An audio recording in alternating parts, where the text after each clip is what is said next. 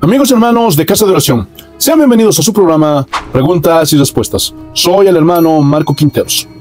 Y como es de costumbre, todos los martes, en este canal estamos respondiendo a las preguntas de nuestros amigos y hermanos. Y la primera pregunta es de nuestra hermana Antonella Benítez y dice así.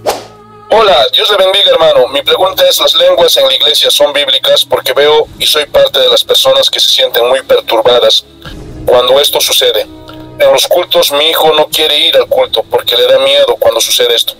Y sobre el tema no sé cómo enseñarle. Muchas gracias. Saludo desde Entre Ríos, Argentina. Y antes de responder esta pregunta, queremos mandar un saludo a todos nuestros amigos y hermanos que nos ven allá en Entre Ríos, Argentina. Y es la primera vez que nos habla una hermana. Hermana, un saludo para usted. Ahora, el don de lenguas, hermanos, escúchenme bien, es bíblico.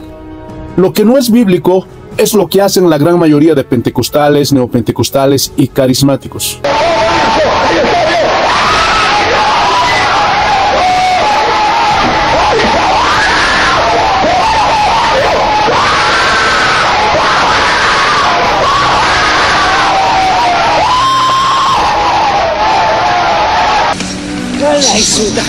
No se suele.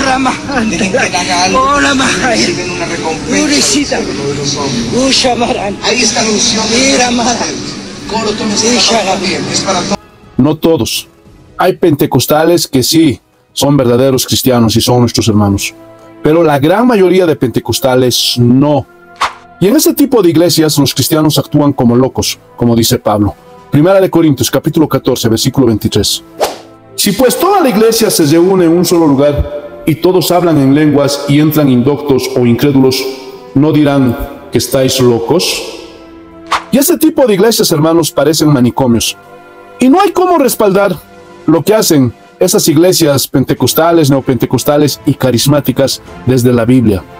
Escuchen, la palabra lenguas que aparece en el Nuevo Testamento viene de la palabra griega glosa, que significa idiomas.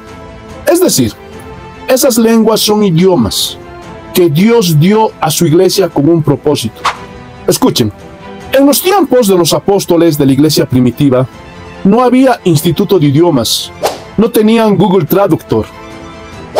Y cuando los hermanos eran enviados a otras naciones que hablaban otros idiomas, en ese momento el Espíritu Santo les concedía, les daba ese don de lenguas para que hablen en esos idiomas y así puedan transmitir la palabra de Dios a todas esas personas que eran de diferentes naciones. Y ese era el propósito por el cual dio el Señor esas lenguas a su iglesia. Pero esas lenguas de los pentecostales, neopentecostales, carismáticos, son lenguas ininteligibles, que no pertenecen a ningún idioma. Eso es glosolalia. Pero los pentecostales, neopentecostales y carismáticos argumentan que esas lenguas son angélicas. Y agarran 1 Corintios capítulo 13, versículo 1, para tratar de respaldar esa su doctrina. Pero veamos lo que dice este texto. 1 Corintios capítulo 13, versículo 1. Si yo hablase lenguas humanas y angélicas y no tengo amor, vengo a ser como metal que resuena o címbalo que retiñe. Hermanos, aquí Pablo está usando una figura literaria conocida como la hipérbole. Y si vemos los versículos 2 y 3, miren lo que dice. Y si tuviese profecía y entendiese todos los misterios y toda ciencia y tuviese toda la fe de tal manera que trasladase los montes y no tengo amor, nada soy. Si repartiese todos mis bienes para dar de comer a los pobres y si entregase mi cuerpo para ser quemado y no tengo amor, de nada me sirve. Ahora, si nosotros vemos desde el versículo 1, él dice, si yo hablase, él no está asegurando que habla las lenguas angélicas. Él no está asegurando que habla en el lenguaje angelical. Y si vemos los siguientes versículos, dice, si tuviese profecía y entendiese todos los misterios. Ahora, yo les pregunto, ¿un hombre puede entender todos los misterios? ¿Será que Pablo entendía todos los misterios? No, ningún hombre puede hacer eso. Eso solamente lo puede hacer Dios. Pueden ver que aquí está usando esa figura literaria conocida como la hipérbole. Está exagerando.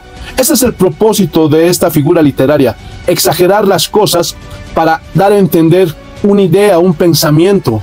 Eso es lo que está haciendo Pablo. Y continúa diciendo, y si conociera toda ciencia y si tuviese toda la fe, de tal manera que trasladase los montes y no tengo amor, nada soy. Ahora, ¿quién conoce toda la ciencia? ¿Quién? ¿Pablo conocía toda la ciencia? ¿Habrá algún hombre en el mundo que conoce toda la ciencia? No, no hay nadie, solamente Dios. Ahora, ¿habrá alguien que puede trasladar los montes? Nadie, ni Jesús lo hizo. Esa es una hipérbole. Vuelvo a repetir, el propósito era que los cristianos de Corinto entendieran que el amor está sobre los dones espirituales. Ahora, si vemos ejemplos, cuando ángeles aparecieron en la Biblia, veremos que ellos hablaban en el idioma de las personas con las cuales hablaron. Cuando el ángel Gabriel se le apareció a María, el ángel Gabriel no habló en glosolalia, no habló en un lenguaje ininteligible. María podía entender lo que ese ángel decía. Y así mismo pasó con todos los ejemplos cuando ángeles se aparecieron. Hermanos, el argumento que tienen los pentecostales, neopentecostales y carismáticos no tiene respaldo bíblico. Y no solo eso.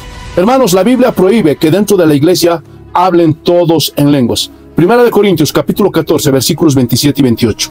Si habla alguno en lengua extraña, sea esto por dos o lo más tres y por turno, y uno interprete. Y si no hay intérprete, calle en la iglesia y hable para sí mismo y para Dios. Miren la instrucción de Pablo. Aquí dice que pueden hablar en lenguas por turno. 1, 2, máximo 3. Y tiene que haber un intérprete de esas lenguas. Alguien que entienda ese idioma. Pero si no hay alguien que entienda ese idioma, no hay alguien que interprete ese idioma, la Biblia dice contundentemente que se debe callar dentro de la iglesia.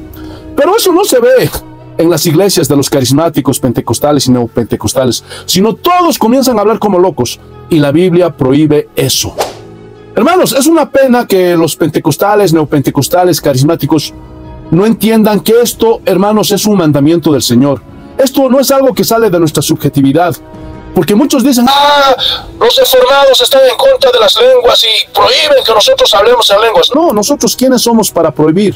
Nosotros no somos nadie para prohibir nada. Es la Biblia la que prohíbe, porque esto es un mandamiento del Señor. Vayamos al versículo 37. Y miren, está en el contexto del capítulo 14, donde habla de las lenguas. Si alguno se cree profeta o espiritual, reconozca que lo que os escribo son mandamientos del Señor. Pueden ver, hermanos, que los pentecostales, neopentecostales y carismáticos están desobedeciendo a un mandamiento del Señor y lo están haciendo deliberadamente.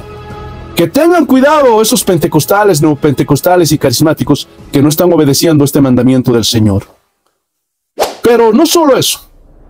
Este tipo de iglesias tampoco entienden que el Dios de la Biblia es un Dios de orden. Y continuamos en el mismo contexto. Miren lo que dice el versículo 39.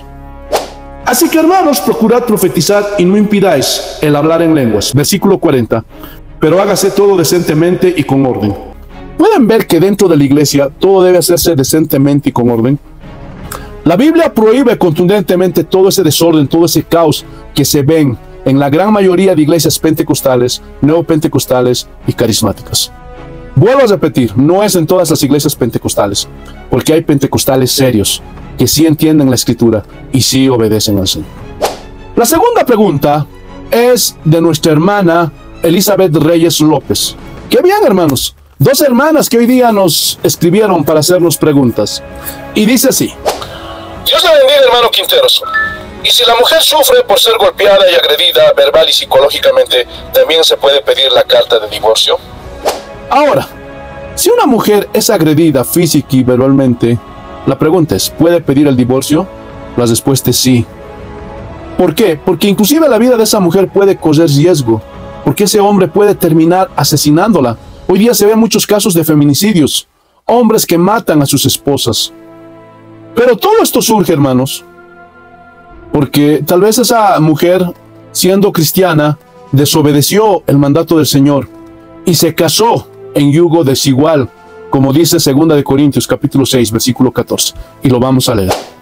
No os unáis en yugo desigual con los incrédulos, porque qué compañerismo tiene la justicia con la injusticia, y qué comunión la luz con las tinieblas.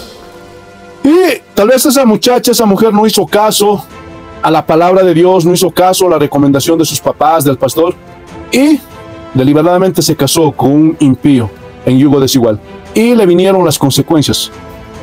O tal vez puede ser que esa mujer se convirtió al Señor, conoció al Señor después de estar casada. Y el hombre le resultó un borracho, un mujeriego, un golpeador. Y bueno, sí, esta mujer puede pedirle carta de divorcio. Pero escuchen muy bien, esa mujer no se puede volver a casar. Y hay una instrucción respecto a este tema. Primera de Corintios, capítulo 7, versículos 10 y 11. Pero a los que están unidos en matrimonio mando, no yo, sino al Señor, que la mujer no se separe del marido. Y si se separa, quédese sin casar o reconcíliese con su marido. Y que el marido no abandone a su mujer. Y como ya lo vimos y ya lo enseñamos la semana pasada, la única forma en que un divorcio sea aceptado ante los ojos de Dios es por causa de fornicación. No lo digo yo, lo dice la Biblia. Mateo capítulo 19, versículo 9. Y os digo que cualquiera que repudia a su mujer, salvo por causa de fornicación, y se casa con otra adultera, y el que se casa con la repudiada adultera. Hermanos, aquí la Biblia es clara. La única forma en que un divorcio sea legal es por causa de fornicación. Es decir, cualquier tipo de pecado sexual, como lo vimos hace 8 días. Y no hay otra forma en que un divorcio sea legal. Hermanos, yo no estoy hablando de mi subjetividad, no es mi punto de vista, no es mi opinión. Es lo que dice la Biblia. La única forma en que un divorcio es legal ante los ojos de Dios es por causa de un pecado sexual. Pero si hay agresión, hay golpes, la vida de una persona corre riesgo, en este caso de una mujer, entonces sí, puede separarse, puede divorciarse. Pero la Biblia dice que no se puede volver a casar. Lo que tiene que hacer esa mujer es orar por su esposo. Y si hay la posibilidad de reconciliarse, pero si no se puede reconciliar, esa mujer no se puede volver a casar. Hermanos, esa es la respuesta que nos da la Biblia. Sigan preguntando y semanalmente les estaremos respondiendo a la luz de las Escrituras. Y si te gustó el video, dale like. Y si quieres apoyar este canal, te pido que ores por nosotros. Te suscribas al canal y compartas este video por todas tus redes sociales. Porque haciendo esto, nos ayudas muchísimo. Un abrazo para todos. Paz del Señor.